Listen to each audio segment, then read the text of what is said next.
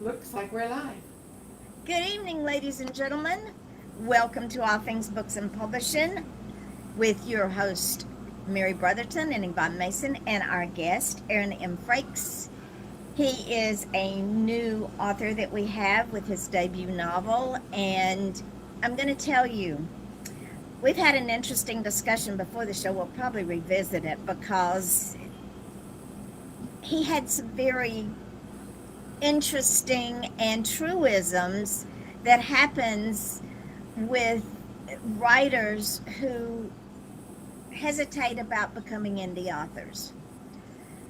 So, welcome, Aron. We are so glad you are here. Thank you for having me. It You, is completely out of my norm to do this kind of stuff, but Unless you're playing Dungeons and Dragons. but the thing is, ladies and gentlemen, when we have authors on our show, it's just a conversation between friends. There's no script because Mary and I don't know what we're going to talk about, much less when we have a guest. And even when we plan to talk about certain things, we might touch on it, and sometimes we go a whole hour and a half and go, oh, wait a minute, we didn't even mention our topic for the day. The best laid plans of mice and men. Yes. So we are just going to enjoy this conversation for the next hour and a half, which will fly by, Aron. You're going to look up and go, it's what time? Where did the time go? I've lost a lot of time in front of a computer screen talking to other people. This is different, so different. So, ladies and gentlemen, Aron is Mary's son, and the backstory is this. Aron sent his book 10 years ago to a publisher, and that publisher said, thanks, but no thanks, because your book does not fit our formula. Now, as someone who's been in this business for 20 some odd years, their formula sucks. Because what they do is they regurgitate the same storyline, different author, different characters, same outcome, with no meat on the bone. They do not fluff out their characters. They do not make three-dimensional stories. They do not create subplots. It's okay, front page, back page, we're done. We don't do that here at Midnight Publishing. We encourage our authors to stretch themselves beyond what they think they can even do. So Mary finally convinced Aron, look, if I can give it up to Yvonne after she tells me to stop and just hand it over to her, and I can go on about my day and see all these books start popping up and wondering what just happened, you can do it too. So Aron sent me his book. I fell in love with it. Now understand, I don't read science fiction. I don't like science fiction. But I fell in love with this book, the first sentence. Because what Aron did is he took his character and he immediately started building this character as a three-dimensional character. It wasn't in your face, it was gradual.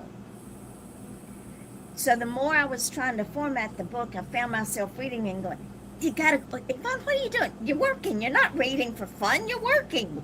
It's all your fault. I'll take the blame. Okay. So the book is Manna Phage, and we worked on a cover, got the cover going, and he said, Yvonne, let's take the transport off the back of the cover. I said, absolutely not. No. And the reason for that is that transport is the hook to the book. And we'll get into that later on in the show. But when I sent Aron the email that said, okay, I'm getting ready to put your book up on Amazon, he goes, what? What? I just thought it was going to go on a shelf somewhere and that would be the end of it. I said, no, honey, it's going live today. I said, oh, we're going to pre-market this book for 2 weeks. We're going to draw people in with the hook. And it worked. Because his pre-orders were astronomical. I was surprised at how many people pre-ordered a Kindle version. Exactly. So with that, Aron, welcome to the show. Tell us your journey. Oh, I'm not even sure where to start. I mean, you've outlined a lot of it. Flesh it out. Originally I had this idea that I was going to write the next big fantasy epic, 15-book series. I had these characters in mind. I had this world that I was building, and I spent what, 5 years maybe writing the first. I think about 5 years. And so over that time, it changed, it evolved, it grew, it became better. My writing became better, and I started to feel like, yeah, I'm getting there. Sent it to a publisher. They said, nah. And I immediately said, well, I'm never writing again. If you don't want my book, then nobody gets my book. I'm done. And I quit writing for a little over a decade because I didn't see the point in it. It didn't seem like. Wasn't fun.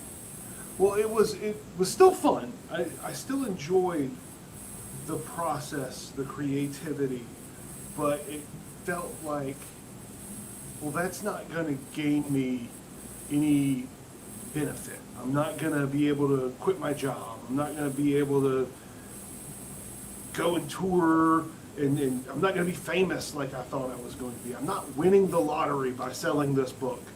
Do you want to be famous, Matt? Not at all. Not at all. But in the back of my mind, it's like, that's what success looks like. Honestly, I've heard a lot of some indie authors who write under a pseudonym. They'll still go to book signings in a mask. Oh, that's silly. Yeah. In a mask.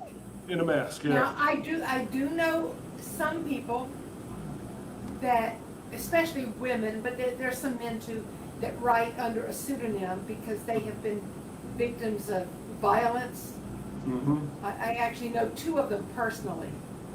And as a result, I was introduced to them as, Madam X or Madam Y. And then down the road, after a couple of years of getting to know them, they said, that's not really my name. I'm like, what? You'll always be this to me. Who are you? And they'll say, I had to escape. Actually, I know 3 women like that. One woman was actually kidnapped. It was like a human trafficking situation. So they write under a different name, and that makes perfectly good sense. But I don't know. I'm very proud of who I am, and I want everybody to know my books. So I want everybody to know your book now. Me too. I want to make more sci-fi, science fantasy fans. I want people who've never thought, science, who always have thought science fiction's dumb. I'm not interested in it. I want to change their minds. Well, you changed mine, baby. Oh, that's awesome. And I am a hard person to change my mind. Mm. Because most science fiction is boring. There's I'll no agree. meat in the book at all. It's boring. It's very dry. Very dry. A lot of it is very dry. It's not Well, character-driven. It's You added science. the drama to the science fiction. You added the personality that's missing in a lot of sci-fi, especially sci-fi books. Oh, yes. If it makes and everybody cannot be George R. Martin. Everybody cannot be, I forget his name, the guy who wrote Star Trek and Star Wars. Gene Roddenberry. Gene Roddenberry and George Lucas. Everybody can't do that. But you don't need to. You need to be Aron Frakes. Yep, I agree. I don't want to be any other author. So continue. You said, I'm done. I'm not, forget it. Not doing this. So what happened next? I worked. I got a job. I kept working. I just kept grinding away. I felt like I was grinding my spirit down because all I was doing was just make enough money to pay the bills, to survive, to be comfortable. Maybe occasionally treat myself to something nice, but rarely because I'm very frugal. And by frugal, I mean cheap. but I don't spend money if I don't have to. You're a And- Spartan. Yes, very Spartan, very minimalist.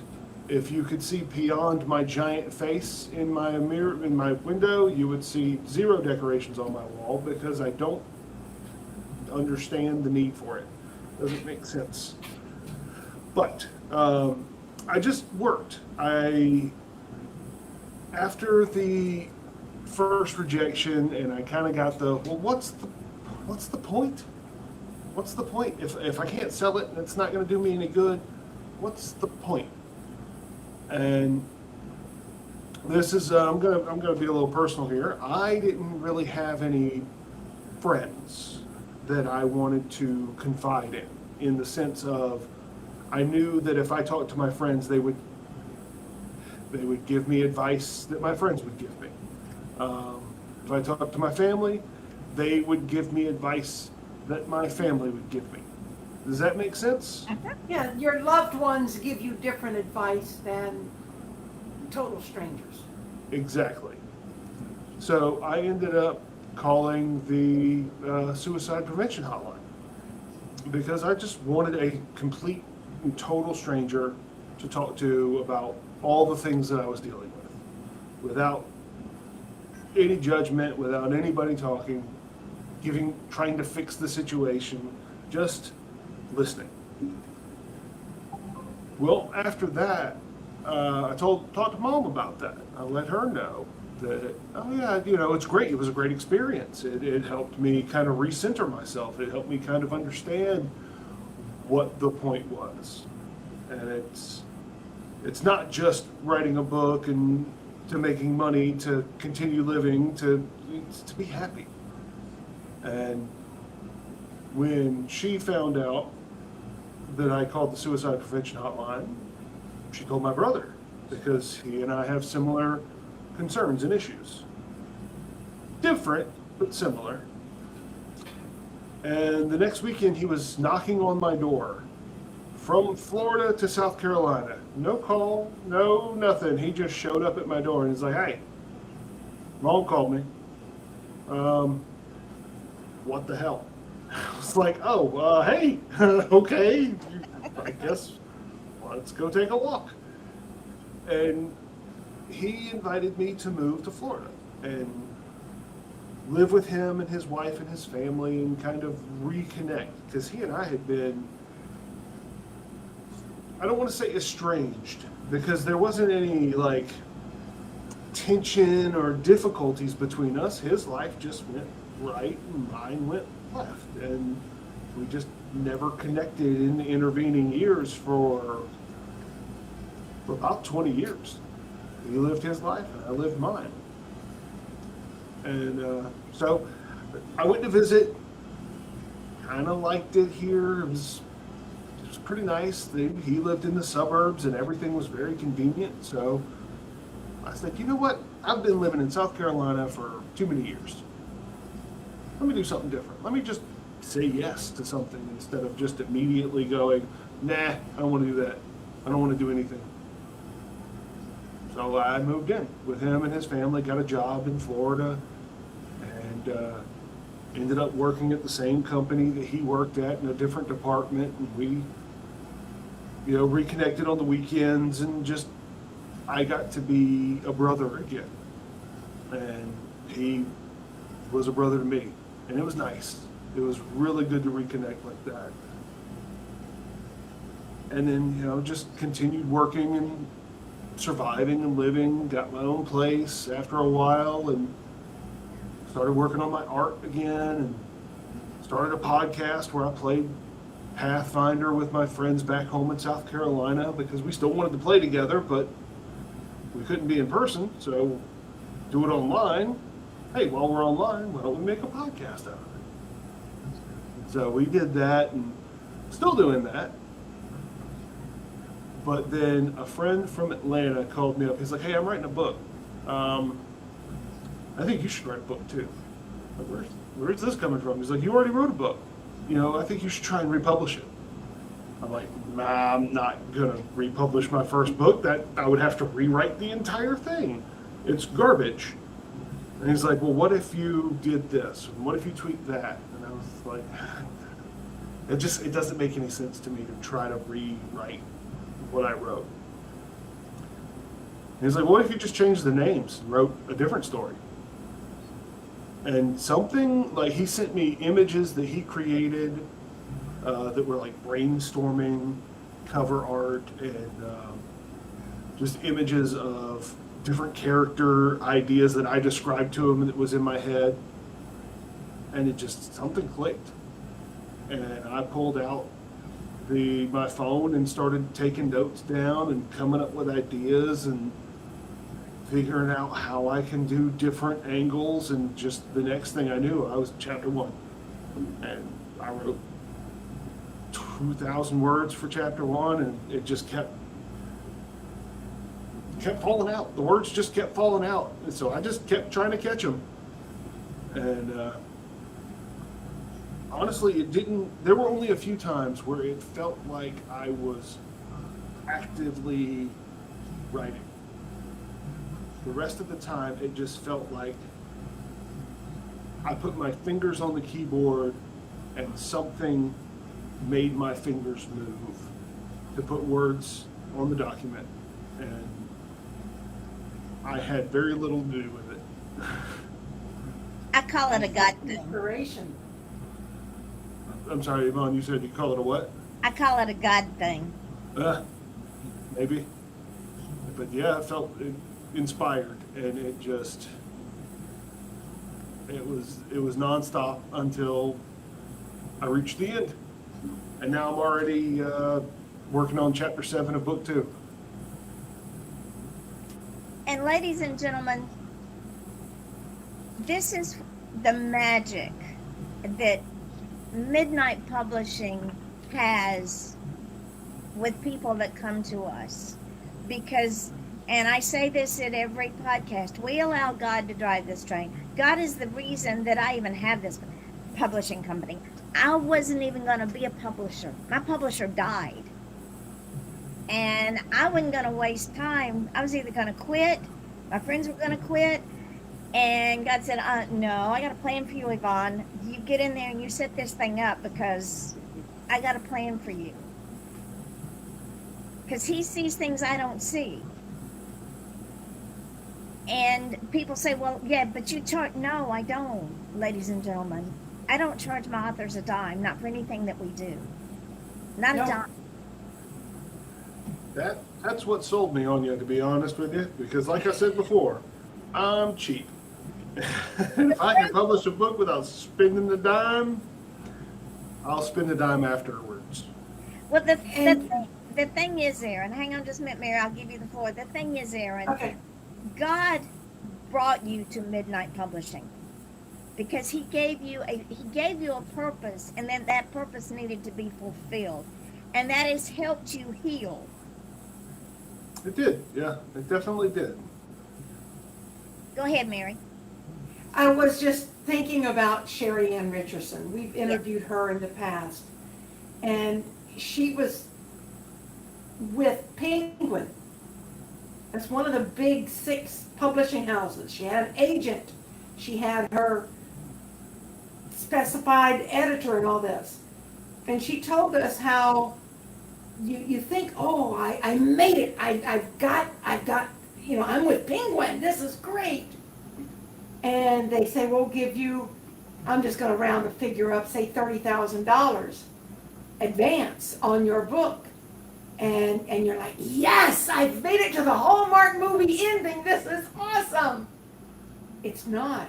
It's a nightmare. Because the publisher dictates everything from that moment on. You've got $30,000. We need you to spend $5,000 of that on a designer. We need you to spend another $5,000 on a publicist. We need you to do, I don't even know what all it was. But they wouldn't allow her to do the things. Okay, we were talking earlier about bookmarks. Your bookmark for your book has a QR code.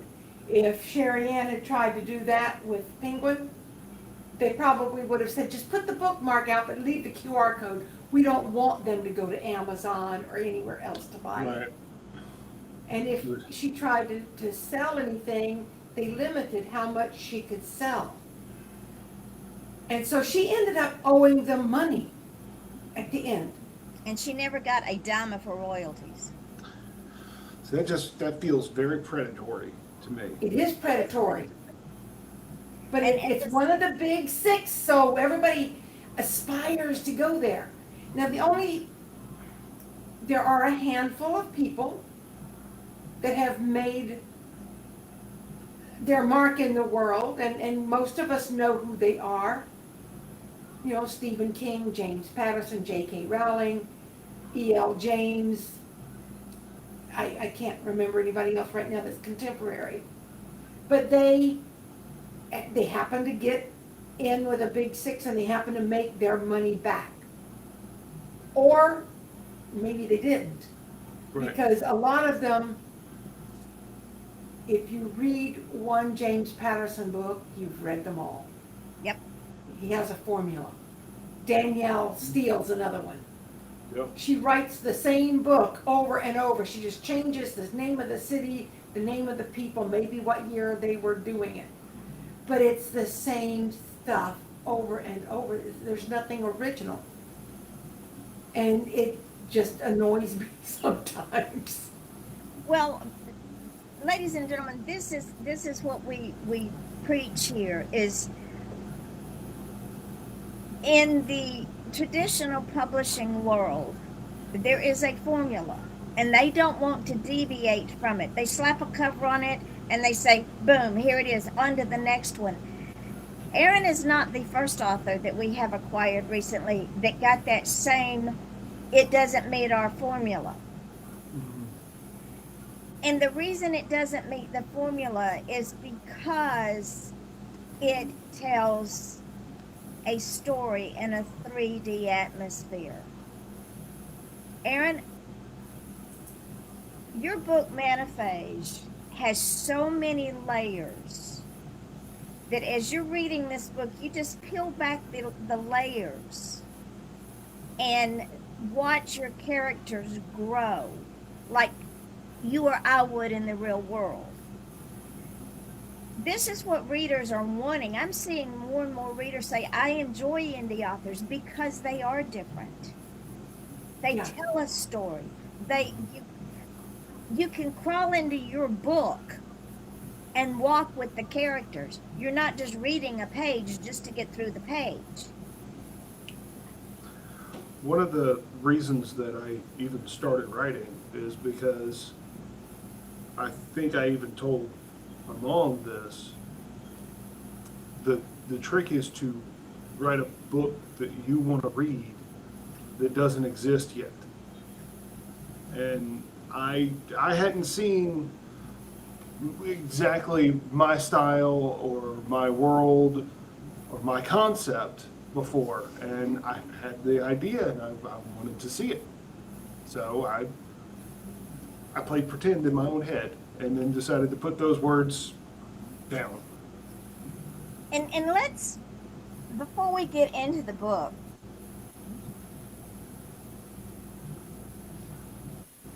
Mary and I have talked about this many, many times. Many times. And we're going to keep talking about it. And that is when your best friend or your Aunt Joe or your uncle, whoever, or Susie down the road says, oh, I don't like the cover, I think you should change it. The answer is no. My next question would be, and Aron knows this because he got asked this question, his mother asked him to say the same thing. How many books have you published? No. And this person has none. But yet he's an authority on the cover for Aron's book. And the next question was, you need to get a professional to do it. Well, guess what? We're professionals here. Aron is a professional. He's a professional artist. He's commissioned before. We are professionals here. And you forgot about that, didn't that. you? There ain't nothing amateur about this group of people. No, we all three of us have been paid to do what we do. Exactly. And this is something that I drive home quite a lot since I learned it.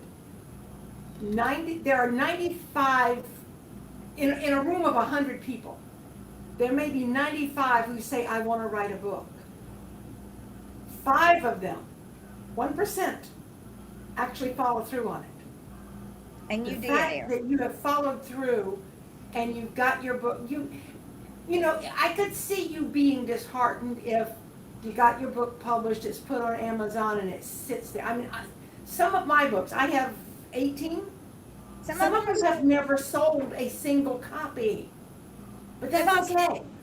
Well, they because they sold one will. too, but in due time. Everything Yeah. is in due time. But his book was jumping off the shelves Look at before Ray it was Frakes. ever released. Yes, it was, And and he's it's got people wanting to buy it wholesale. He's got his employers are wanting to promote him. It's Well, I think that's kind of a unbelievable to dual me thing. how fast his book is moving. do what, Aaron? I think the employer thing is more of a, if we support our employees internally, it's going to look better optics wise. Well, you're not wrong. That's good HR. And And not gonna fault HR them is for it. nothing short of PR, really and truly. Exactly. HR is internal PR. And if anybody doesn't know what HR and PR means, I can't remember what HR means, but PR is Human. public relations. Human resources. Human resources. So, you know, it's just a matter of, yes, it's good business, but the fact that you have, now I've forgotten, do you work for a company of 2,500 or 4,500? Oh, we're the company that I work for, which is Old Castle Infrastructure, is a Florida branch of a much larger company. Oh, And it's a huge industry. We do infrastructure and concrete and all that. And it's all right, a I'm gonna very, do what I do best, I'm gonna look it up. yeah, that would be, All right, so Aaron, when your mother finally convinced you that this needed to be your new home, so to speak, and you came on board, probably kicking and screaming like one of our other authors did, and you are now seeing what is happening within the company and with you personally, as well as the other authors. What is your honest take on where you are now? honestly, I have no idea what to expect or what to have expected when I finished. This is a failing, a personal failing or a personal strength. I don't know. I operate almost exclusively on instinct and vibes. If the vibes are right, then it's right. If they're wrong, they're wrong. And I don't know how I've survived 40 plus years living that way, but That's why you have survived, my friend. Because as a former bounty hunter, if I did not trust my gut, I'd be dead. Yeah, I have the answer. Okay. Old Castle is a Fortune 500 company. Mhm. They have more than 4,000 employees in about 2,000 locations. Yeah, they're huge. I So knew it was a for huge your- company. For if they even announce you one time in their newsletter, There you go. that's a big deal. Yeah, so they ran that past the my manager said he would run it up the chain of command to see if Right. they wanted to put it in the newsletter, because it does have absolutely nothing to do with infrastructure or concrete or anything that we do, but it is kind of a, hey, it's Look like what saying our this guy had a employees are baby. doing. Yeah. It's It an just, attaboy. But also, Yes. Matt, think about this. Apparently, where you actually work, your physical location, I'm guessing from what you've told me, you're the only person there who has published a book. As far as I know, yeah. And that's a big deal. And if Because, like I anybody said, else, huh? if anybody else has published a book, they are much quieter about it than I am. And you're quiet enough. I don't know. I have told every person that I share a language with that I have written a book Good. and that it is published. All right, now let me ask. I'm going to throw this question out because I ask this to every new author that we get, because I remember how I felt when I held my first book in my hand, when I published my first book 20 years ago. When I sent you that email and said you were going live on February 28th, did you feel like dancing in the streets? I still am not. I can't even process it at this point because it has been such a long time coming. It feels. So I have always had this vague feeling that the other shoe's going to drop. For some reason, no matter what is going on in my life, if there is something good going, I'm always waiting for that other shoe to drop. And it doesn't make any sense because I'm barefoot. But I'm always waiting for that other shoe or for something, for the bottom to fall out or something. So You wait until you've got that book in your hand. yeah. Well, I've This already. one was 40 years in the making. The very first story that I wrote about that was when you were 2 years old Wow. and you went off by yourself. So, Aron, what I tell all of my authors is this, and you will notice that I am always putting up positive reinforcement on our Midnight Publishing page, because as artists, we have that little self-saboteur that sits on our shoulder, and it can be in the form of other people, or it can be our subconscious going, just don't get too comfortable. Just don't. So what I'm going to tell you is this: do not allow tomorrow's perceived worries to destroy your happiness today. I 100% agree with that. You say a little personal demon telling you to not get comfortable. I think mine is about the size of a house, and it sits right on my back all the time. It's like, Well, hey, we're going to get rid of that little sucker. Because Matt, isn't that one of the reasons you called the suicide hotline? yeah, the anxiety and the feeling that nothing would ever get better. It was always going to be this way. And hasn't it gotten better? Oh, 100,000%. 100,000%. It took a lot for me to understand. Just that- give yourself 2 months, 60 days. just breathe. Mhm. In 60 days, you're going to get your first royalty check from those books that sold. You sold Exactly. 8 books in 1 day, son. That's crazy. I think about it, and all the so my brother's wife, my sister-in-law, she took a picture of the 2 books when she got them, and she's like, "You ready to sign these?" And she sent me a text of, Oh, I want My to book. I want to see that picture. "Okay, yeah, I'll send it. I'll share it to you."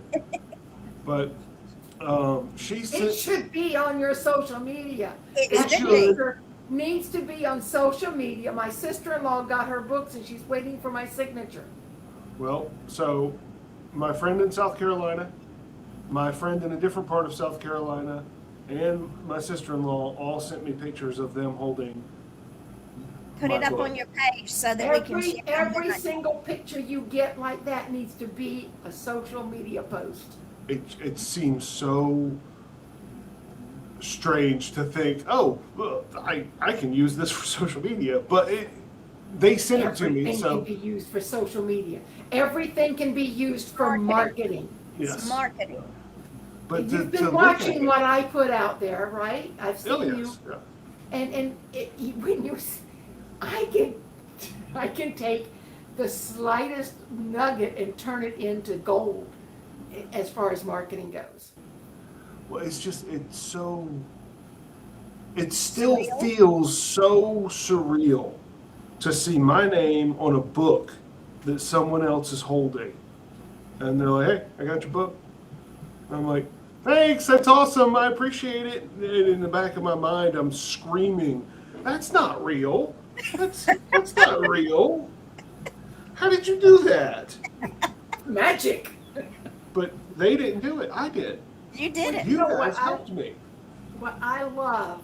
You trusted the process, Aaron, and you trusted me. And that means a lot. His very Because first review on Amazon was, I don't think it was more than 10 words long. Guy said, I love this book. It's like Mad Max with magic and interesting characters. I love, and that's what I put on your bookmarks. Mad Max with magic. Which is kind of right, but very not enough, if that makes okay, sense. so let's talk about Phage. Ladies and gentlemen, the name of his book is Man of Phage. The backstory, before I turn him over to talk about his characters, is this guy wakes up in a cryogenic lab, in a cryogenic chamber, and ain't nobody there but him and a centipede. Pick it up, Aaron. Not just a centipede. Yeah. So, Giant. Centipedes are this long. yeah. So when he wakes up, he has the memories of before for about half a second. All he could remember was that he was used for violence. And then immediately, all of his memories are erased in the process of him waking up before he can even get out of the cryo tube. So he starts in this world as a blank slate. And I did that on purpose because I wanted to show. So Phage is not the main character of the book. He is the point of view character. He is just the window into which we see the world. And to me, it made more sense to have a blank slate character than one who has, this whole history that he has to remember through flashbacks and all this stuff. But now he can learn about the world and himself as the story progresses. And so he's bewildered, he's confused, but he has instincts. And his instincts lead him to, one, stop being naked, and two, find a weapon. Because that's what he is. He is a weapon. He doesn't even know what phage means. All he knows is on the cryogenic tube, or on the bed, there is a Project PHAGE. So he goes, phage, that's a good enough name. And in the room there are, I can't even remember the number now, 17 other identical copies of him. He was 18th, I think. Yeah, he was one of 18 that were physically identical to him, all dead, all in various states of decomposition. All of them were in cryogenic tubes as well. And now he has to explore this facility that is flooded and ancient, and he doesn't know how long he's been asleep. He doesn't know where he is, who he is. And it's just him trying to survive in this situation and figure everything out. But that's the kind of the broad strokes of the story. Then it becomes more about world exploration, discovering what his motivations are, even though we all know what our motivations usually are. Like, you're hungry, you eat. He doesn't know anything at all. He questions every decision that he makes because, why would he care about these captives that he sees in this transport? Why does that affect him the way that it does? And he still has some flashes of his previous memories, but they're fragmented and confused. So he's got a driving force, he just doesn't know what it is. And in the process of helping these captives, he encounters a group of, I don't like the term ragtag, but another group of Misfits. people out in the desert. Misfits, yeah. Yeah. They catch his attention, and he doesn't quite trust them yet. But he develops some sort of connection to them over time, and it's not until he can successfully, because he gave his word to the captives. He told them, "I'll get you home." He doesn't know where their home is. He doesn't know how far away it is, how difficult it's going to be, but he said, "I'll get you home." So until he can fulfill that promise, he has resolved to see this task through before he does anything else for himself. And that's about as much as I want to give away for free. And I don't blame you. But What I will find say- interesting is that he displays all these characteristics of a human, such as integrity, and he's got no reason to. Yeah. He could be a real jerk, and nobody would care because he's just this random guy. And nobody would really know how to counteract it. No, because he is a weapon. He's a weapon. He is a biological living weapon. But that's not what he wants to be. That's just how he was made. So, ladies and gentlemen, when I tell you from someone that stopped reading science fiction after Roddenberry, because after wading through his books, it was like watching paint dry. Roddenberry's very dry. Oh, He's great. He's got a lot of great ideas. but he But doesn't. he needs Hollywood to fix them. He doesn't flesh his characters out. He doesn't flesh the plot out. He doesn't add layers to a story. And this is what Aron has done with Manifest. This is why I was so excited to get this book out there. Because when he tells me that one of the big says, "Oh, it doesn't meet our formula," I laugh at him. Of course it doesn't. Because it's excellent writing. Thank you. They don't want excellent writers. They want cookie cutters. We don't have cookie cutters here at Midnight Publishing. Every one of our authors are as unique and as different as the books they write, and that's the way we like it. We might not appeal to a mass audience, and that's half the issue. The publishers are trying to make money. Right? And you make money by appealing to the most amount of people. Well, we appeal to the The masses. lowest common denominator. Lowest common denominator, exactly. We appeal to the masses, but we also appeal to those who have probably never even picked up a sci-fi book before. Because we make it interesting. We make them want to read that book just by having conversations like this. Right. Remember when I said we have to have a hook? And Yes. it's not the same old drab, Susie Q went to Colorado and she met Joe Blow and boy meets girl and girl meets boy and there's conflict and girl leaves boy and then boy goes to find girl and it's happily ever after. That's not a story.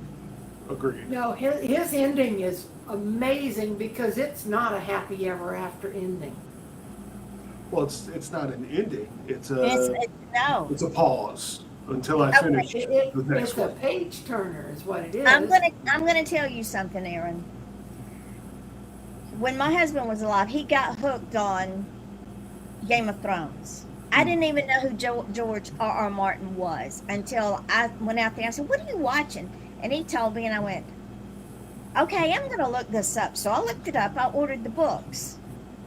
I read every one of his books. I couldn't stop. So then I would have to sit out there and explain to my husband the meat that they had left out Yes. of the Red Wedding. He goes, Yep. "What happened?" And I had to explain to him the backstory. Well, that's what you have done for me with Manifest. You have made me think of R. R. Martin because he had layers in his book, Yes. and you have layers. I just got to make sure that I don't, get 4 books in and then stop writing before it's over. I need to get it done. Don't borrow tomorrow's trouble. Just enjoy True. the ride today. See, that's something. Speaking of just enjoying things, I was getting a little stressed out because, like you said, trust the process. You had the cover situation, and I have a friend of mine who was like, "You need to commission somebody. You need to get a new artwork. You need to do this. You need to," and so conflicting information. I respect him a lot. I have a lot of a love and respect for this man, but trigger was pulled. The book's going out there. You telling me to do this now isn't gonna happen because I'm not gonna pull it and change it. And maybe later, after it's gone through the first year or two, I might commission a new book, maybe. Or if I do an Audible, I might commission a book for the Audible cover. But I was feeling stressed out by everything until I was like, wait, okay, so I don't want to do the marketing. I don't want to think about all the processes that need to happen to make a book happen. I just want to make my little stories. I want to put my little guys in situations and see how they get out of it. That's all I want to do. And that's Well, all you yeah, should do. But you can't sell books that way. You can write books all day. I could have books for days just sitting on my hard drive, but I couldn't sell any. I couldn't get them out there. Do you know the If- difference between a writer and an author? No. A writer writes all the time. They can have 1,000 novels, like you said, sitting on your hard drive. An author gets published. Right.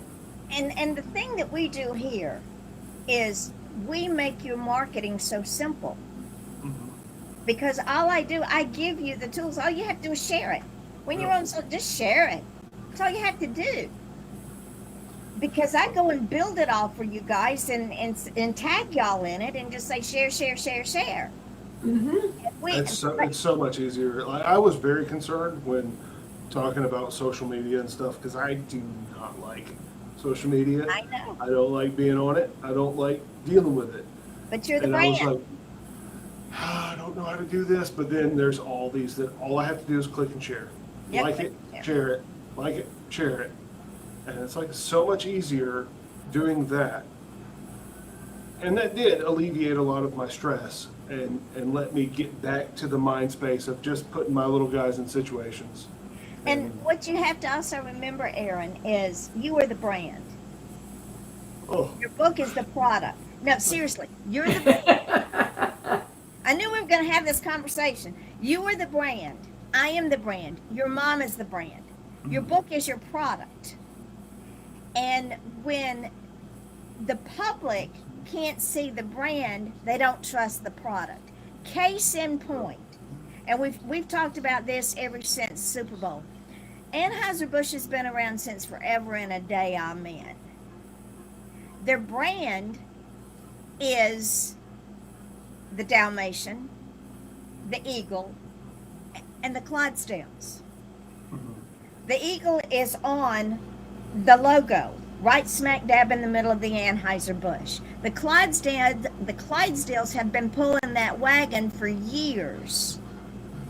So when they did the Super Bowl commercial, they didn't have to put any words with that commercial. Everybody knew who it was without anything on it, without Budweiser, without anything. They knew who it was. We want people to know, if we say the book Maniphage, people know who it is. It's you. They don't have to say your name, they know who it is. And that's why I said, put on your big boy panties and get on social media, because that's where it starts. Yeah. And it's important. Yeah. Just like That's tonight. the world we live in today. It is. Yeah, it is. I'm going to tell you, when I started in 2006, there was no social media. My first social media page was MySpace. There were no websites. There was nowhere to publish my book except Lulu. But I'm stubborn. I'd already been dicked around by publishers and agents and everybody under God's little green acre. And it was important that I get that particular book out, because I knew someday I was not going to be here, my parents weren't going to be here, my siblings weren't going to be here, nobody was going to remember who that book was about. And it was important. So I said, watch this. As we say in the South, hold my beer and watch this. I don't take no for an answer lightly. And so I said, okay, if Lulu's my only option, then I go with Lulu till something better comes along. Because I'm getting it out there. And then I started looking for places to put my stuff. Because I'm the brand. My dad taught me well. My dad was in business for himself for years and years and years and years. And he said, you're the brand. What I do is the product. And that's why it is important that we have this conversation, because after this is over with, I take little clips and I put them up there, and everybody's going to go say, "Ooh, yeah, I got to go see what that's all about." And that's why we have over 4 million views on our YouTube channel. And with 120 countries. That's crazy to think. 4,056,750 as of today. Wow. See, We're on, and we're on YouTube TV. that is why I think to myself on a daily basis that I am incredibly lucky. I never used to think I was lucky, but I've never been lucky in the sense of getting the things that I want. Like, I've been lucky in the sense of, it's not until I look back and I go, oh, if that hadn't happened, and that hadn't happened, and that hadn't happened, I wouldn't be where I am now, which Exactly. is in a great place that I wasn't expecting to be in. God's got a plan. Yeah, I just gotta trust it. See, it wasn't meant for you to be anywhere but here at this particular moment in time. You had to go through everything you went through to be able to appreciate where you are now. I agree with that. I had And to I get will turned say down. this, the book that you wrote and submitted 10 years ago is not the book that's out there now. Oh no, definitely not. It's not even close. Not in quality, not in context, not in character growth. It's good. It's a good book, and it's mediocre. It's Well, mediocre. And But let's look at it from this perspective too, guys. It took that rejection to make you more well-rounded. Yes. I had to go through a few more things, and I had to experience more things and make some decisions that I never thought that I'd make again, and just do things that I wasn't planning or thinking that I would do. To Letting get to the things point. go. Letting things go. That was a hard one for me. It was just It to let was. it go. She told you about the time we were at lunch and she was whining and complaining. I told her, just stop. Just send me the books. I was Just stop. spiraling out of control is what I was She doing. goes, what? people were looking at. I said, just stop, because there's an old adage that goes, when you're on your deathbed, you don't want to be saying shoulda, woulda, coulda. No. Yeah. There is a hip hop artist that I have been listening to recently called Prof. And he has a line that says, "This is the youngest I'll ever be." Exactly. And that line catches me off guard because he'll use it in a couple of different songs. And if I'm listening to it at work, I go, wow, this is the youngest I'll ever be. I need to do things if I want to have things done. Yep. If you want to die with your bucket list empty, everything crossed off, Make you excuses. can't wait until you're 90. Right. You got, and this is what I tell Mary all the time. It's what I tell all the authors. I have a very deep faith. And I am a firm believer that we know God has no timeline. He doesn't have a 24-hour day. He doesn't care. And everything happens in God's time. And this was God's time for you. Because you are surrounded by people that love you, that you don't even know, that support you and that hold you up. And I guarantee you, if you start having a I'm all up in my feelings moment, you're going to have a whole bunch of white women, young and old, going, not today, Satan. It ain't happening, and tomorrow don't look good either. Gwendolyn will be right in the front of that line with her hands on her hips. Because we protect those in this family. And when you start getting spammers and predators and people trying to be that little inner saboteur that's trying to stay on your back, you just send them to me, because I eat them for lunch. I enjoy it. You're going to start getting emails Start. from people. Yeah, you'll start getting emails from people Oh, telling for you how great your book is, Yeah, but they can make it better. $199, we can do this for you. And my No, publisher already does it. the only You know what deal your answer should be? First of all, I would just ignore them. I do. But if you don't want to ignore them, say, thank you, my publisher handles all of my publicity. I have been getting a lot of verified phone calls from all over the place, and I'm just like, I don't recognize the number. I don't recognize you. You don't have a name on there. Leave me a voicemail. They never leave me a voicemail. Nope. So I don't bother with it. If it's important, they'll come knock on my door. Or they'll leave you a voicemail. Yeah, or they'll leave me a voicemail. And as you sell, as you get more and more out there, you'll be getting these emails. The other day, Kara sent me an email. She says, I've arrived. She said, I got my first spam email. And she said, my publisher handles all my paid marketing. But that's, ladies and gentlemen, that's what happens. And if my authors aren't careful, they can get caught up in that moment, because these people are slick as owl poop. Oh, yes. They are so slick. They will convince you that the sun is purple.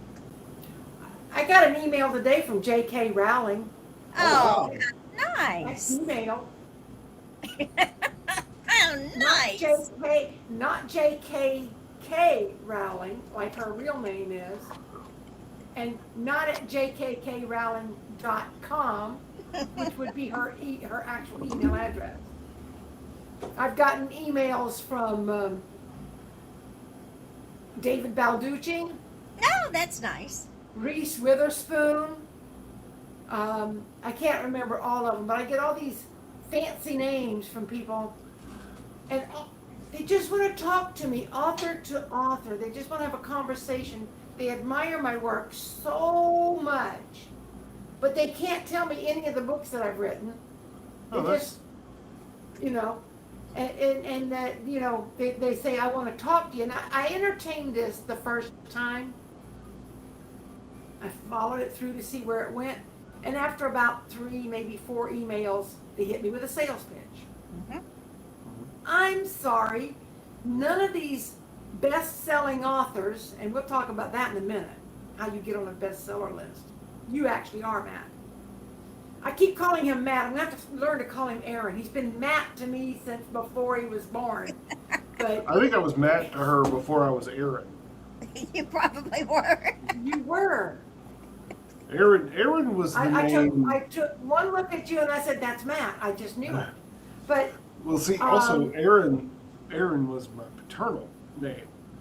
I think you were the one who named me my middle name yeah, because Dad wanted to pass on the Aaron, the Aron, Aaron. not 2 A's, has to be one. Yep. Not The sure Aaron. why that is. And it's Or unique. when that changed in the family, but that's a family thing. But I'm yeah, fine with it. I only know of these- one other single Aaron. That's the guy who in 27 hours who had to cut his arm off.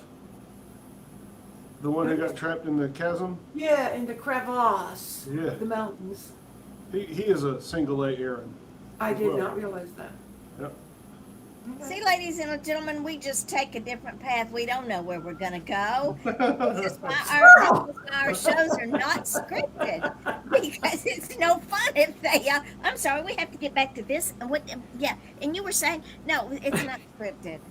Johnny, But what I was going to say about him, my son being on a bestsellers list is you're the 3rd highest seller for Midnight Publishing. Oh, believe me, I'm telling everyone that will listen to me about that too. Good. good. You're already a best-selling author and you haven't gotten your first copy yet because Amazon does not rush the author copies out. It Yeah. will rush them to your sister-in-law and to your friends in South Carolina who order print copies. But they do not rush the print to the authors. And the hardback to the authors take even longer. It takes about a week longer than the paperbacks. And what? When you get ready to order, let me know, because then I pop you over an invoice. When the invoice gets paid, then I go, okay, let's finish this out, and I will give you a delivery date, and I track it because it comes into my email. I think my main concern is the fact that I live in an apartment complex, and I want to make sure that I get those. Well, granted, if they go to somebody else, that other person is going to be reading my book, but I still want it. I want it. I don't want to just give it away to people, but Right. Check with your leasing office and ask them how packages are handled. There you go. They might have them delivered to the office. Or Because you you- might can get them delivered to your office and then can you give pick me them up any- after work. You can give me any address to have them drop shipped to. You can have them drop shipped to your brother's house. You can Yeah. go rent a post office box. that's something I probably need to do. Get a post office box. Yeah. There are options. Be a real grown adult at 45. That's no fun though. It's now We're not. Mary touched on being on the bestseller list. We have our own bestseller list here at Midnight Publishing, and that is because our authors deserve to be recognized. Every one of our authors is the only author that I have. It's like my children. I have 20 some odd authors, and I'm getting more every day. Today I put up 2 books and was going to put up the 3rd, and the graphic she sent me doesn't work, so now she got to send me another one. But each author is the only author that I have. Each author is treated like they're the only author that I have. They're all very special to me. So at the end of the month, we take the top 5 highest sellers, and those are our best sellers for the month. It doesn't delineate from the fact that our other authors have sold books, and that changes. To get on the New York Times bestseller list, you buy your way on, one way. I've heard that. 2, the publishers send a list to whatever bookstores are out there now, and the managers check off who they want to be on the bestseller list. It's not amount of books sold. It is not the total amount of books sold. It's the It is total amount of books they want sold. exactly. It is a perverted, purchased conglomeration, which is a joke. I would rather my authors be on our bestseller list if they were the top seller with 5 books that month. And you know why? Because we sell one book at a time. I don't care if our authors sell one book in a month. They're successful. Selling books. They're getting Exactly. out there.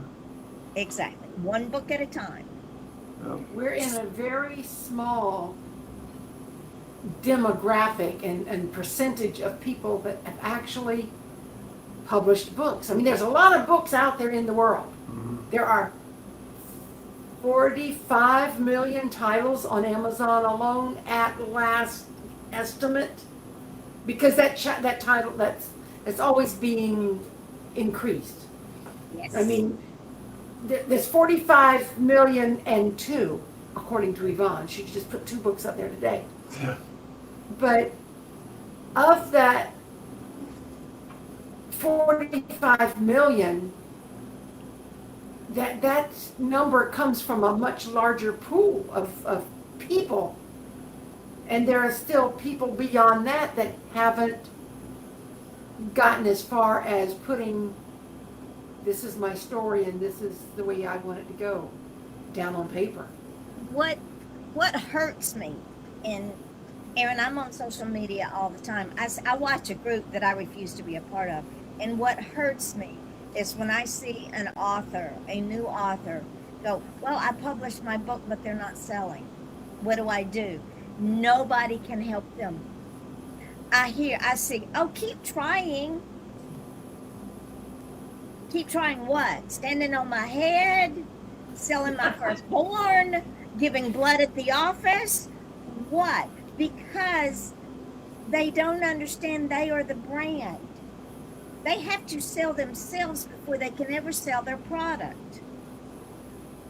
They have to make people want to buy that product, because just like you talking about Phage, now people are going to go, ooh, I need to go see what that's all about. And he's already on the 2nd book. Ooh, I need to go see what that's all about. They don't know what they don't know. Agree. Yep. You never. I was talking to another friend of mine who is a big reader on Royal Road, which is a whole thing I never knew was a thing, where people upload chapters of books on a daily basis. I'm like, well, that sounds great, but They're not there's getting no way I paid. can keep up. Well, I couldn't even keep up with going, okay, here's my new chapter, put it up there. I can't keep constantly doing it. I need to do it all at once and shove it out there. Do And it all move at on once, to the next. shove it out there. And that is what a true author does. Those folks that put up a chapter a day, they don't have the courage, the fortitude, the tenacity to do an entire book and put it out there for the masses, because they're only reaching a small audience. And what happens if they do? What happens if they do 15 chapters and decide to quit? Yeah, and they run out. Then the book never finishes. Exactly. I think a lot of it is, like you said, confidence. They put the chapters up on these forum sites and these web novel venues so that people can give them feedback, because that's part of it. They can go, well, hey, this doesn't make sense with this, and if your magic system does that, then how does this happen? And because I'm guilty of it. I will always second guess things that I've done and things that I've thought up. Like you said, this is a very layered book that I've written. Layers are easy to get lost in if you don't keep track of things. They are. And I've had to go back and make sure that the day before I sent the final polished copy, I was going through it like, okay, did I get all of my ducks in a row? Is that the right caliber for that particular gun? You know what? No, it's not. I went back and I changed something the day before I sent it out, and then I was like, I hope it's good enough now. Oh, honey, I just was like, I'm done. I gotta go. I gotta let it go. it was more than good enough. There I'm is telling a you. point where you have to just stop. Just Nope. stop. No. I used to do a lot of physical art. I used to draw, and I did digital drawings. And that was the hardest part for me, was just saying, it's done. Because I would always, there's something else that needs to be changed. There's something else that needs to be adjusted. It's not done yet. It needs this, it needs that.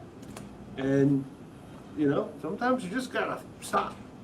And that's why a lot of writers never publish, because there's two reasons. One, their self-confidence is in the toilet, and two, they don't want to let it go because it's not good enough for them. Well, what they don't understand is there's a whole world of people out there.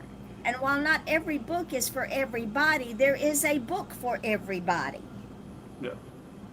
Agreed. And if you don't take a chance by letting it go, you'll never know.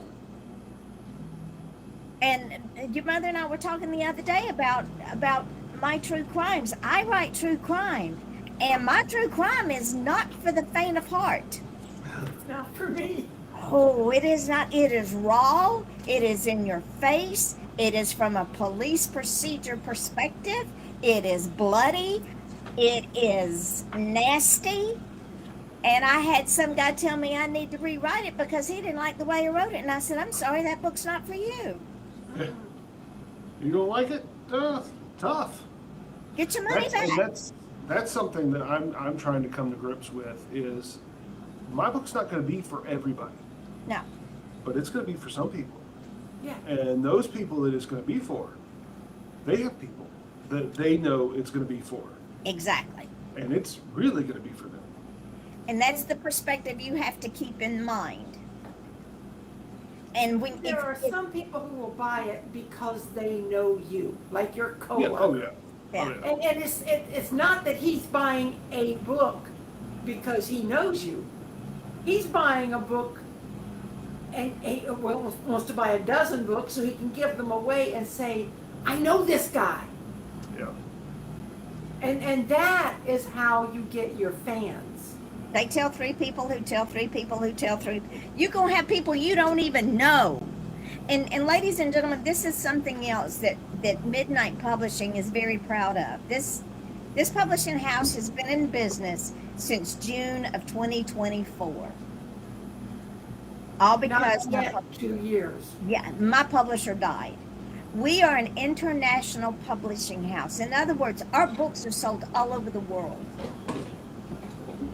How many authors can say their books were sold in Italy, their books were sold in Japan, their books are in England, their books are in Germany and Denmark? Because I guarantee you, other houses, if that happens, they don't talk about it. We brag Never about heard it. it. We brag about it all the time. I've heard of international bestsellers, but they always say translated into this many different languages. And we do have two books, or three, that have been translated. You've gotten 2 books translated to French, right? One, Yvonne? I One? have Silent Scream. They paid the publisher in France paid me to be able to translate my book in France and sell it in France. Wow. And you want to talk about a humbling experience. This was after this book had been out there for several years, and a producer from France came over and interviewed me for a documentary because his wife had been killed by a serial killer. And he wanted to understand serial killers. I am an expert on serial killers. So that was the beginning of being on television internationally and nationally. Well, then several years later, a publishing house in France contacted me and said, we would like to to translate your book in French and sell it over here, and we're willing to pay you. And they paid me well. That's awesome. Didn't Give me 30 one of seconds. I'll be right back. Carol's books Excuse me. get translated? Alta Desinoid's book is in French. Also, okay. I've got to get that book cover up. It's giving me fits. It's on Kindle, but it's not in paperback yet. Why Because is it I had to take it. She didn't like it, so we had to take it down and start all over. Well, when that happened, it messed it all up. But And if that happened during one of my prolific moments, you got put to the bottom of the pile. well, she is at the bottom of the pile. I'm in no hurry to get that book up in paperback. I'm in no hurry. Yeah. It's on Kindle. It'll be on Kindle till I have a minute to deal with it. It will be at the bottom of the pile because I'm sorry. Well, she doesn't seem to be happy. in a big rush to get things But done. ladies and gentlemen, I am proud of the fact that this house, we're not even 2 years old. And we're international booksellers. That says a lot about our authors. Mary, you froze. Mary, your mother froze. I say that. She just froze. I don't know where she is. Mary, you froze, honey. That's I because know, I can't do anything about it. She can't unfreeze, so we get there. She, I don't know why she's freezing. We were talking, remember we were talking earlier about Amazon outage? Yes. And we were talking about how if our internet is hosted in a foreign country Yep. or, you know, I don't know, South Carolina, in a moment's notice, something can happen to our internet. And that, I've gotten the message that I have a slow connection. I have high speed dial-up that we pay dearly for, but I freeze from time to time. mine does that too, and I spend quite a bit on my internet because I do the podcast as well, so I have to have decent internet to do that, and it just goes slow, unstable connection is what it says for me. That's I fine. found out something very interesting about internet. A lot of international internet, like if you have it going across from country, if you're being supplied, the cables run the Underwater. ocean. Mm-hmm. And sharks, because they have a sensor in their nose for picking up electrical signals, are very enamored with chewing on underwater internet cables. That's Interesting. interesting. Yep. So That they is just, interesting. I like that. if your internet goes out, it might be sharks. See, you learn something new every day. I'm gonna have to revise my Sharks Bite and Writer's Right book. They also like internet cable. Yeah. I kind of want that on a t-shirt. If your internet goes out, it might be sharks. Might be sharks. So, just as a teaser, just because we're that kind of people, the second book, Mm-hmm. is it a because I know there's something at the end of the first book. I'm not telling you, ladies, and don't go by the book. Manifest by Aron M Frakes. Yeah, that word I can't pronounce. Go by the book. But anyway, does it continue with Phaesia's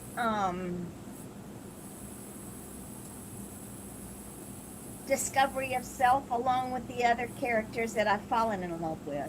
Absolutely, absolutely. It is a direct continuation of the story, and in my mind, this would be, if I had my choosing, I would not have put this book out until it was 5,000 pages long. And Nobody can afford that. home because it's one story. and it's going to continue until that story reaches its fulfillment. That's Meet what George George Martin did with Game of Thrones. Meet George R. Martin II. Yeah. Yeah. I don't. So this is. I've got the second book. I have the initial story outlined, so that I know where it's going to go, where it's going to end, and some of the things that happen in between. I still have to flesh all that out, and then I have an idea for what the main story of book 3 is going to be. And book 4 is vague, but I'm pretty sure I know where it's going to. But I'm not entirely sure of how far each character is going to progress within each book to determine how evolved they become by book 4. Welcome That- to our world of the characters in our head telling us what to do. Yes, That is very not much so. something he inherited from me. I don't write that way. I didn't think I did either, but these guys won't shut up. Uh-huh. Welcome to our world. I don't know if your mother told you, but the first time that I wrote about drag queens was the Pink Canary, and I have a friend now because she's a queen, and she was the only one that reached back when I reached out to make sure I was in the right culture. Well, my 3 queens won't shut up. They want to be in every book I write now. And I tell them, it's not your turn unless you watch this. So hold my beer and watch this. So I understand. I get it. From what I understand, I have a friend of mine who he used to work in a restaurant that hosted a drag brunch, Ooh. and from what I understand, queens never shut up They don't. because they're queens. They're You queens. listen They don't when shut they up. speak. You listen. But yeah, so And they don't. They Those don't. queens have never met the goddess, but They that's a they whole don't other cuss. story. Their cuss word is Mary. Exactly. I Yeah. know. Oh, Mary. Yeah, but they're hysterical. And see, 2 of my queens are real. One of them is one of my best friends. He's the That's comedic Vicky. routine in the bunch. And the other one is the queen that helped me get into the culture, right? And the greatest compliment I ever got on a review was, I'm only halfway through with this book, but it is the best drag queen book I have ever read. She got us. Nice. Well, see, I just listened to Dead Children. Yeah. Well, I don't know what to tell you. Your mother and I are strange, Aaron. I'm going to tell you.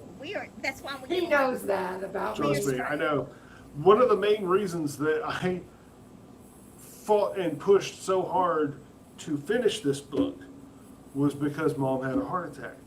And I said, I have to publish this book before she dies. I have to finish this story before she Well, dies. she ain't dying anytime soon because we got a lot No. of things to do. I still have a lot of books to write, and Yeah, but I I have a lot of told you books to write too of this story, so I've got to get through them. I got to get started. Yvonne, Ma'am. Ramonda has been sending me little telegrams. Oh dear, what does she want you to do now? I'm not really sure. I think she wants to write a complete fiction novel. Okay, write I'm it. like, okay, honey. If you come through, I'll stop everything and I'll work with you. Ramonda is my 13-year-old granddaughter that died from an asthma attack, and she died in 2015.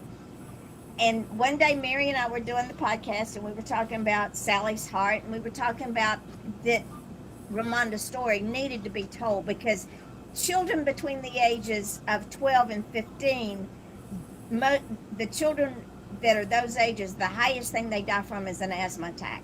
That is the leading cause of death in children between 12 and 15. And we were just discussing that I wanted her story out there because she was an organ donor, and she just left a great legacy. Well, the next thing I know, this one's done a graphic novel that we put together in about a week. Because Ramonda said, hey, I'm here. Write me. She woke me up. I mean, I woke up one morning and she's standing at the foot of my bed, and I'm like, I know we didn't have a sleepover last night. Who are you? And She was like, I heard y'all was talking about me. pretty much, she just said, I'm Ramonda. Come on, we've got a book to write. Okay. And that's Brandy. That was Brandy's little girl.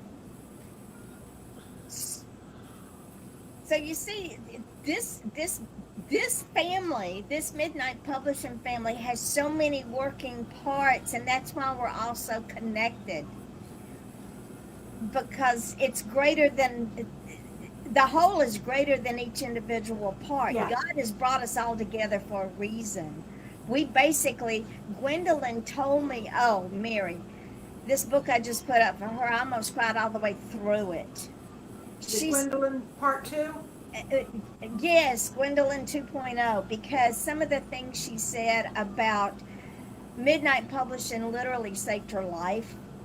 Wow.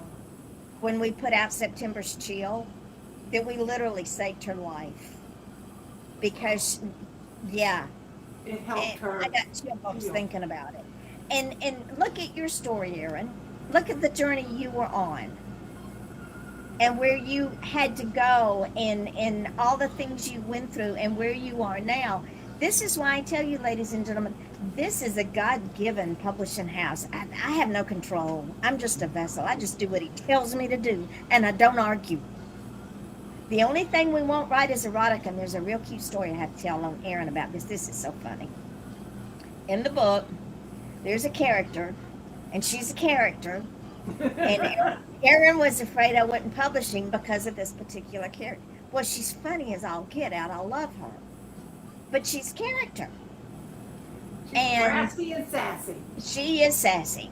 And his mama said, no, because it's not in your face. We don't publish erotica. And erotica is in your face. It is unnecessary. It's a how-to manual. It's porn on wheels. I don't need that in my life.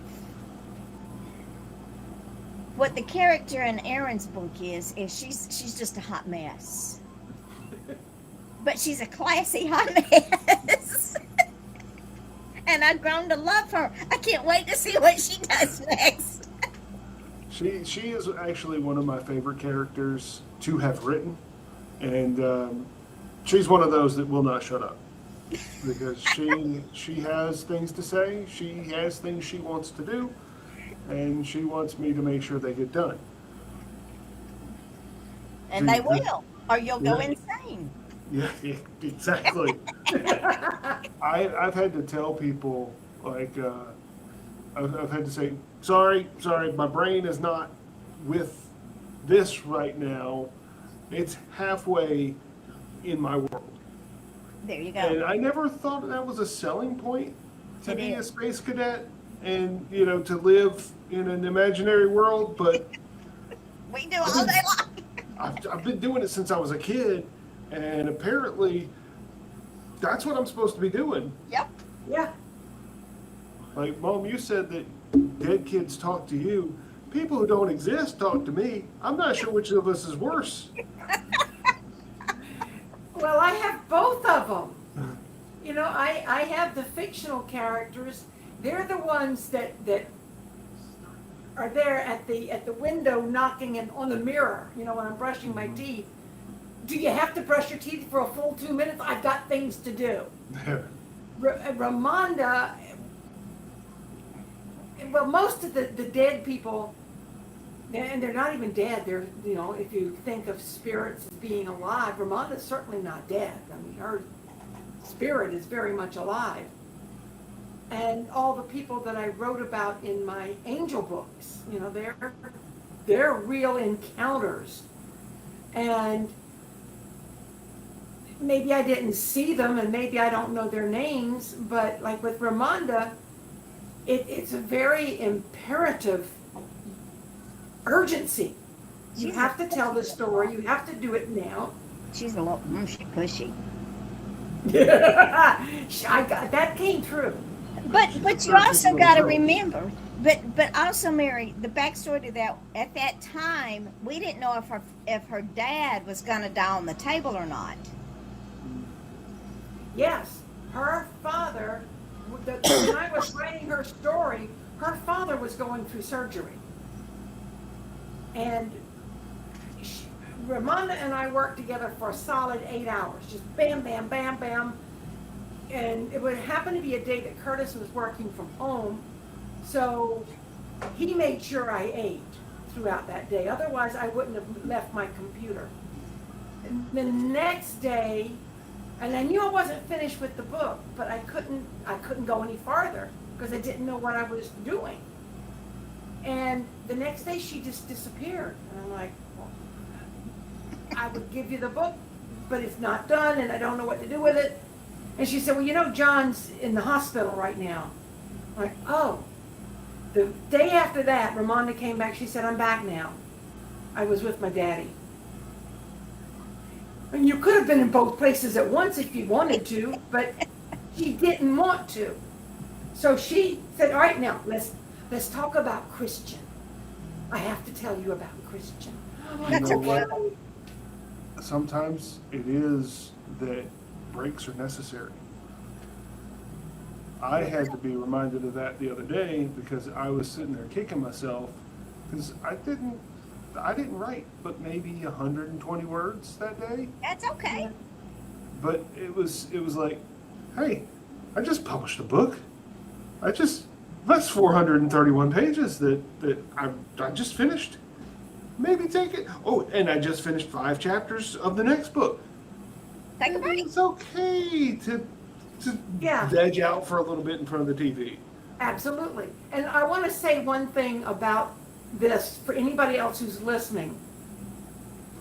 If you try to query with an agent or you try to reach out to a publisher who doesn't need an agent, they're going to ask you, how many words does your book have? How many pages long is your book? And they expect it to be a certain length. They expect your sci-fi, your fantasy to be in excess of 80,000 words. They expect your other fiction. As I remember, I think it might have been Christopher Dunham who called his book a novella because it wasn't long enough to be a novel. At Midnight Publishing, we do not label your works like that. Now, we do put them under imprints. We have certain imprints for children's books, certain imprints for spiritual, certain for sci-fi, fantasy, whatever, fiction, nonfiction. They all have imprints. I think we have 21 or so. Like that.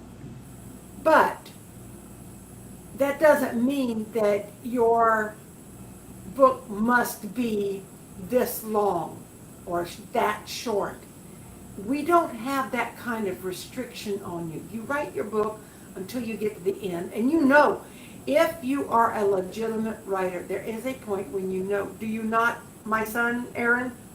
You get to a point where you know, okay, I'm done here. Let's move on to the next book. Yep. So when you hit that point, if it's 300 pages or 500 pages, if it's 80,000 words or 70,000 words, it doesn't matter. Doesn't matter. Don't put yourself in a pigeonhole because we're not bird keepers here. We're not pigeon feeders. Write your story, write your book, be true to yourself and be true to your art, and go to Midnight Publishing on Facebook. That's your starting point.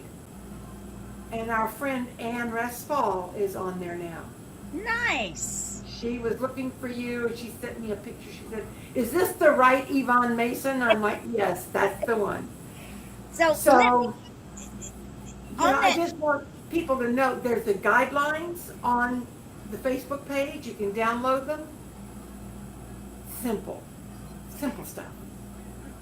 The author that is coming out on March the 9th, Kara Benson, she took all of these writing courses, had all of these people telling her how to write, what to expect, the formula, the format, the demographics, yada, yada, yada, yada, yada.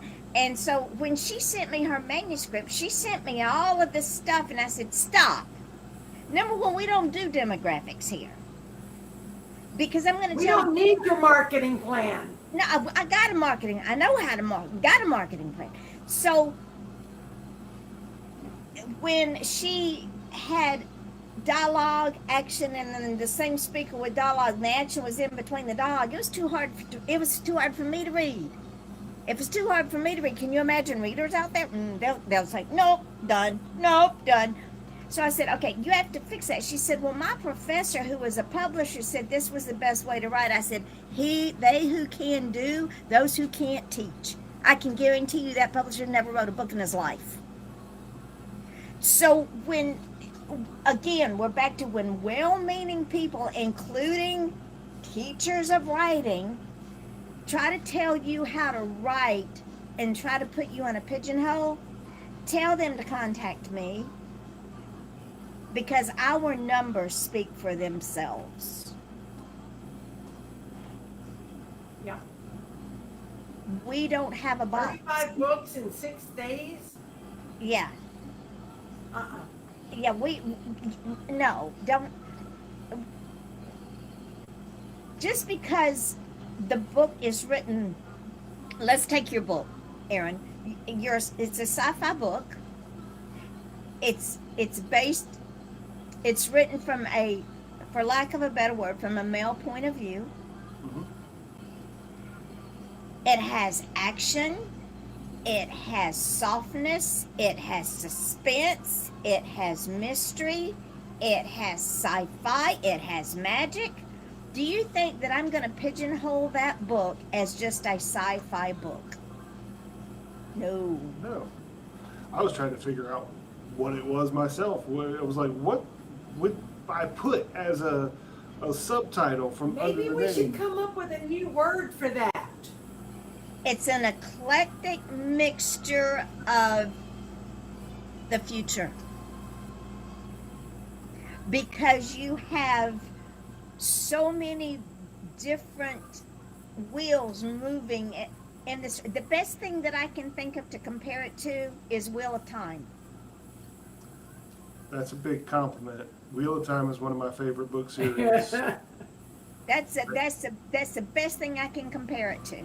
I just listened to the Audible for the third time of all 14 books. I started about a year back. I would just listen to it, kind of drifting off to sleep. Or when I'm cooking dinner or something, I'm like, that's my comfort books. And Wheel of Time is futuristic. It's filled with all of these layers of subplots.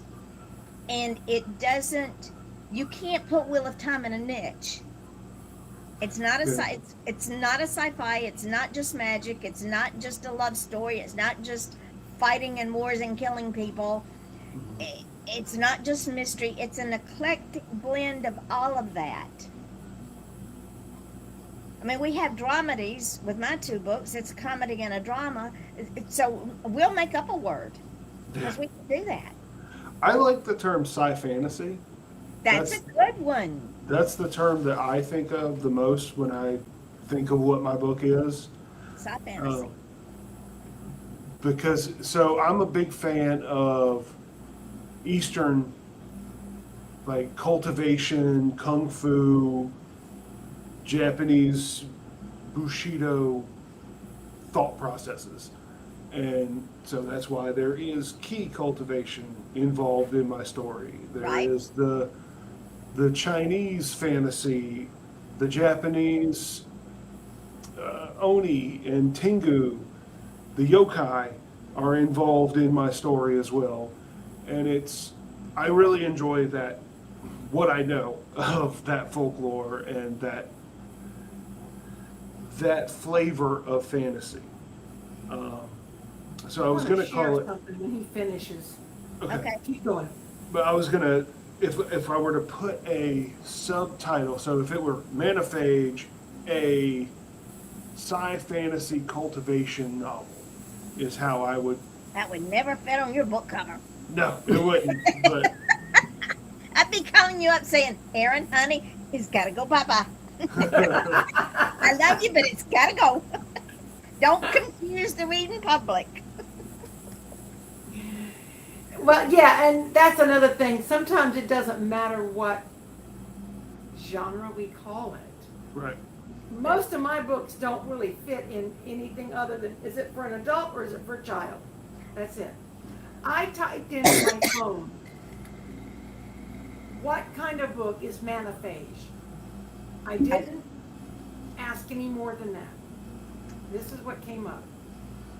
Manaphage by Aron M Frakes is a debut fantasy novel featuring a blend of post-apocalyptic lit RPG and sci-fi elements. It follows a protagonist in a world thousands of years after his own time, focusing on themes of lost technology, rediscovered magic, and in a world where ammunition and mana determine power.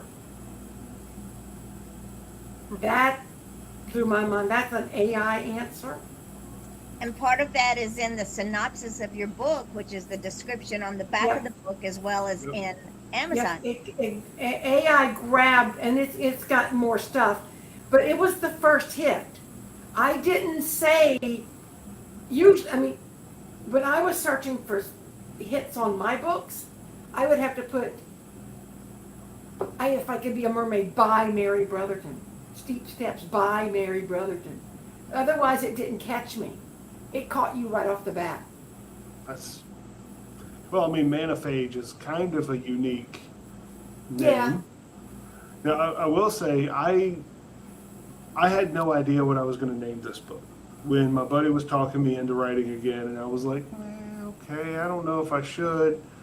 And suddenly the name, manaphage, popped into my head because, a phage is a bacteria that eats other bacteria, and mana is magic, and this is a character who was designed and created to eat magic, to survive and to grow, and it just kind of clicked all in my head. I was like, that's the title of my book, Manaphage. That's cool. You see, ladies and gentlemen, this is why we do what we do here. We give the authors the freedom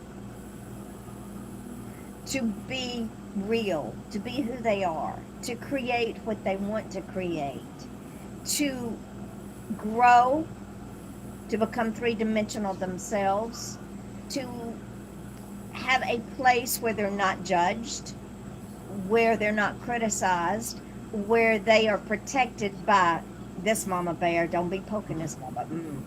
It does not end well. I will. Yeah, if I were to say anything bad about my own son, Yvonne would shoot me. Oh, I would throw in the back of the truck and help you look for. So when we say that, yeah, we're a publishing house, but we're more than that. We're a family here. And because we don't say, okay, Aron, you can send me your manuscript, but you got to chop 40,000 words out of it. No, because that takes away from the meat of the story. It just wouldn't be any better than the rest of them. Yeah, I couldn't cut 40,000 words out of that. No, you could not. I wouldn't want you to. He couldn't cut 5 words out of that book. We have now been on air for an hour and 45 minutes. Wow. For our longer shows. I told you it would go by fast. Yeah. I mean, I did have to run to the restroom real quick, but aside from that, it felt like no time at all has passed. That's Don't how let me talk about my book for 30 minutes, so yeah. Well, because it's about you. This show is about you, my darling, and about your journey, and about you letting go. Mary's got a thought. I see it. I see that. It's just the smoke's Well, the finger helps. She's pretty obvious about her thinking when she's thinking. My son, who is right here on this show with us, told me probably 15 years ago, Mom, I'm never getting married. and you're never getting a grandson or grandchild from me. But you were wrong. Manaphage is my grandchild. Well, And good. I am as proud of this book as I can be. That's good because I'm You not a big gave fan birth. of kids, but I like books. Okay. I like children too, in a pot with vegetables. I just don't feel like, no, I don't like them. My brother's got kids, And he and can have all the kids he wants. yeah, it's always fun to visit for the first couple of minutes. And then leave. And I'm like, okay. Good uncle. See you later, bye. Overstimulation meter is pegged. I've got to go. I'm out of here. Yeah. But in closing, what advice would you give, let's say your friend that tried to give you advice that's not published, what advice would you give him? If he were to come to you and say, how did you get published, what would you tell him? I would have to say you can't be a perfectionist. Sometimes you've just got to let the details that you are clinging on to, that you think are the most important thing, Come around here and say hello. you got to let it go. And that's what I had to do. Hey, Curtis! Hey, Curtis. He's just getting home. Bless him. welcome back. What else would you tell him? I don't know. Okay, what have you learned in this process? To trust it, to let the process happen, to be patient. It's not an overnight. No, I mean, it kind of was a little bit. Yeah, it was To for be you. honest. It sort of just happened real fast, but it took a long time to get there. Yeah, you've got to trust the process. You have to let the things that you think are super important aren't necessarily. Like the details that are your, oh, I don't know how to say what I'm trying to think, but for me, a lot of the, Don't be nitpicky. yeah, don't be nitpicky. Don't be nitpicky. Accept things that you didn't come up with as an idea. That's something that I've learned about myself that I did not know. If somebody tells, That means, that translates into don't micromanage. oh yeah, absolutely. And also, if somebody has an idea, give it actual merit, give it consideration, and don't just dismiss it out of hand because you didn't come up with it. And that's something that I deal with really badly. If it happened at work today, somebody's like, we could just do this. And I was like, no, that's going to be more difficult. I'll do the harder thing. And I walked across over to my area and I was like, wait, no, that's dumb. He was right the first time. Okay. His idea was right. So sometimes just because you didn't come up with the idea doesn't mean it's not a good idea. I would like to add to that, because I know he's not going to think of this. Celebrate the little wins. Yes. Every time you have something to celebrate, take a moment and do it. Don't think you've got to constantly be working on the next best thing. Also, all those little wins, all those little things that you think are insignificant or inconsequential, turn them into a social media post, by God. Let the world know what's happening with you and your book.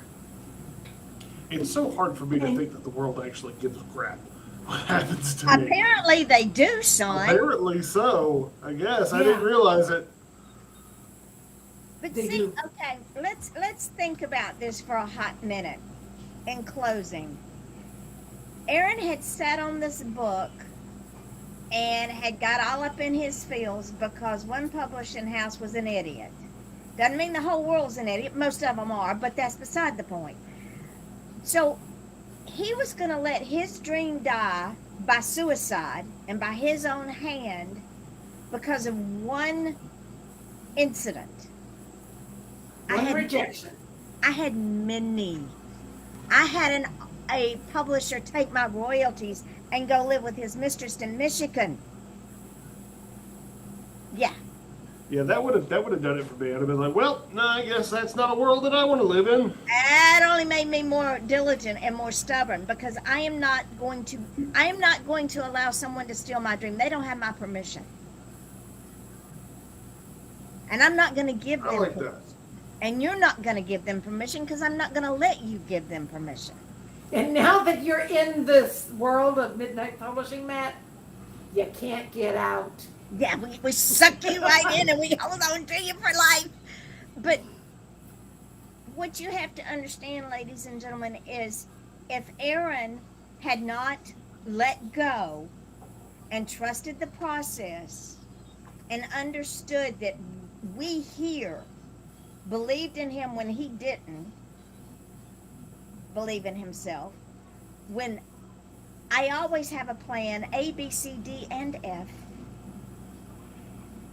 And even if he doesn't like social media, all he's got to do is click and share.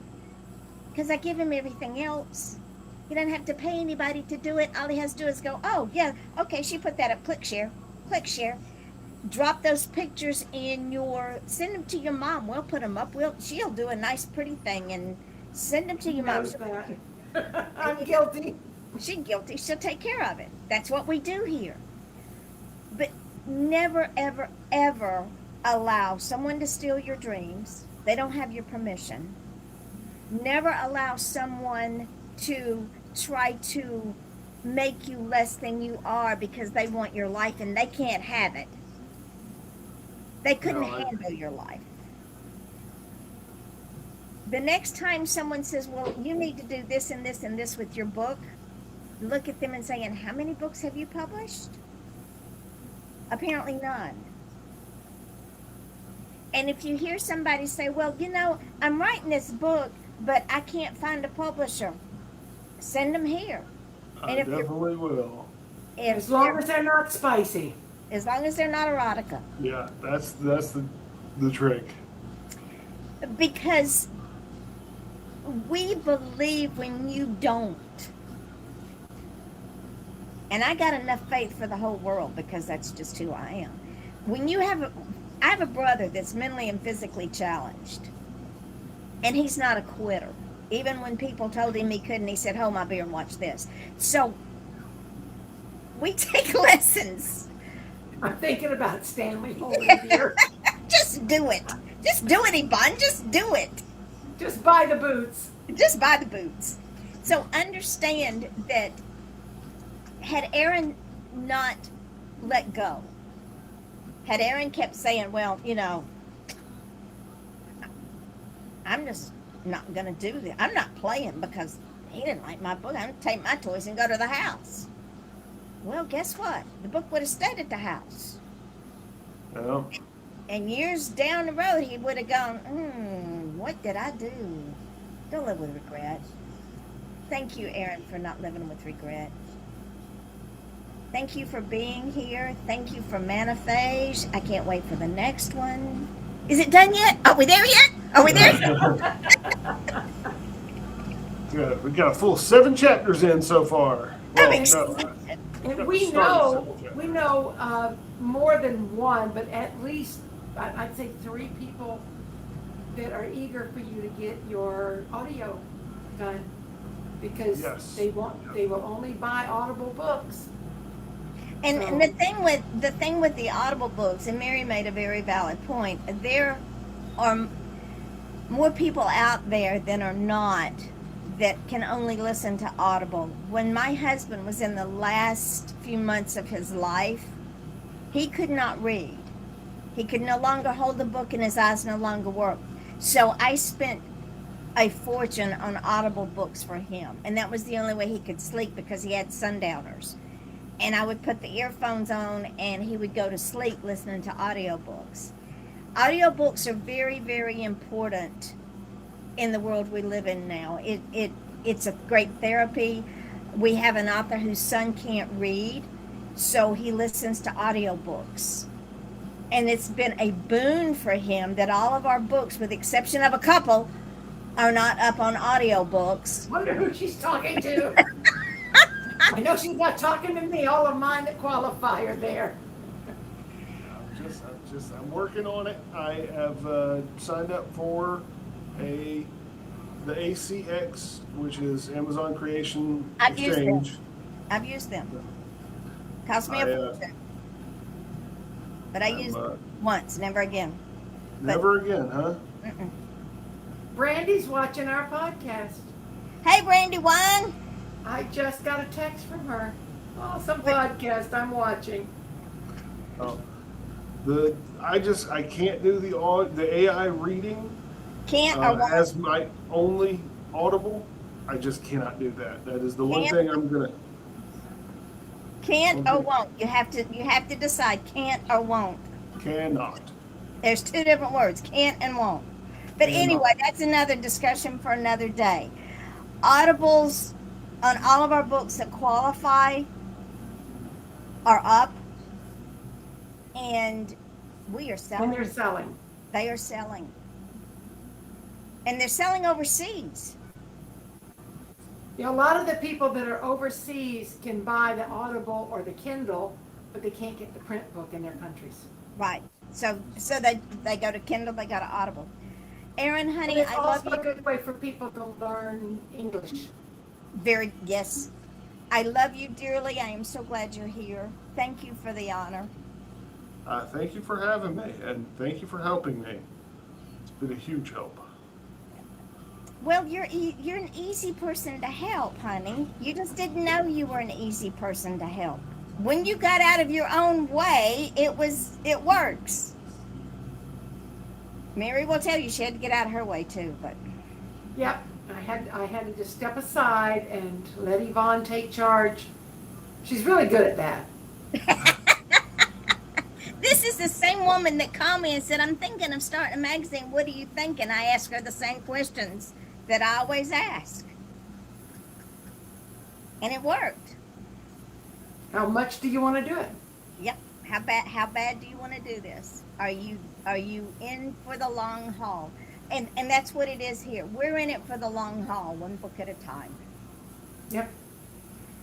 So Mary, do you got any final words before we sign off for this 2-hour show? No, I think I've said my final words. Love you all. I love you, Aaron. Love you, Yvonne. Glad we had a chance to do this, and glad y'all got to see my husband walk through the door. I'm gonna go make dinner. Oh, he's cooking his dinner. I'm gonna go throw something together. Aaron, you got any final before goodbye? Not really. I just thank you all for watching. Thank you for having me, and God bless. And we can't wait for the next book. It's working. It's working. Take. Are we there yet? Are we there yet? So Cooking and with you, slow cook. we will bring you on when that second book launches. You will be coming back every time. Yeah, you're regular now. I hate it for you. At least 5 more times. At least, if not more. But So not every 10 years. No. No. So on Tuesday, ladies and gentlemen, at 1 o'clock in the afternoon, Mary and I will have a workshop, and we will be talking about scammers and predators. And trust me, you don't want to miss this workshop. You can get on chat. You can join us live. We will have a link up where you can join us live. And then on Wednesday, we will recap on our podcast at 10:30, and we'll be talking about Mary's books. So until then, have the day you deserve. Be kind to one another. Be kind to yourself. And buy Manifage. Buy Mary's books. Please. Buy my grandchild book. Buy her grandchild book. Yeah, buy her grandchild book. Manaphasia is my new grandchild. Good night, everyone. Good night. Good night. Bye-bye.